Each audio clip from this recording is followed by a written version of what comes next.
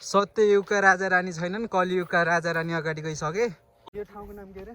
कुप्रेकोट के? हामी कुप्रेकोटमा आइसक्यौँ गाइजहरू। अनि यहाँ पुरानो राजाहरू बसेको ठाउँ हो अरे। अब हामी राजा बसेको ठाउँतिर जाँदैछौँ। सानो सानो दरबार छ अरे। दरबार पनि उड्दिसक्यो अरे, उड्दिन त।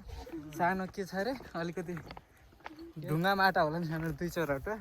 त्यही देखाउँछौँ हामी अहिले। हामी जाँदैछौँ, बाटोमा छौँ, कुप्रेकोट नजिकै पुग्नु लागि।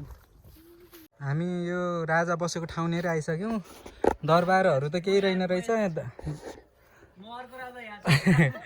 यो दरबार उदारेर यहाँ प्रतीक्षालय बनाएको रहेछ। सत्ययुगका राजा रानी छैनन्, कलियुगका राजा रानी अगाडि गइसके।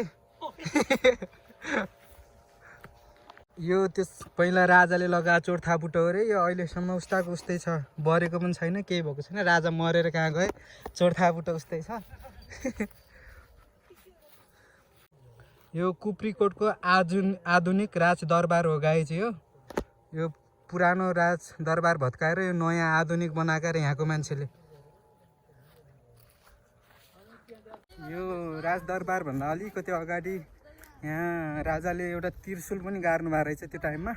अब हामी त्रिशूल देखाउँदैछौँ तपाईँहरूलाई। यो राजाले गाडेर त्रिशूल हो अरे त्यो जमानामा।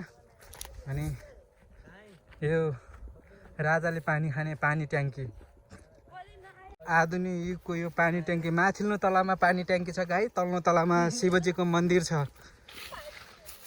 यो यहाँ मन्दिर,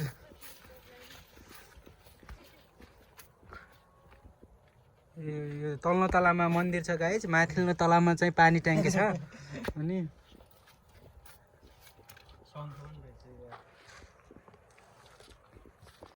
सबैजना आएर यो मन्दिरमा ढोक गरिसके गाइज। मैले ढोक गरेको छैन, त्यही भएर म पनि ढोक गर्न चाहन्छु। मैले बिर्सेछु क्या ढोक गर्न, यिनीहरूले सम्झाइदिए मलाई। बहादुर मेरो हो नातिले बनाएको मन्दिर,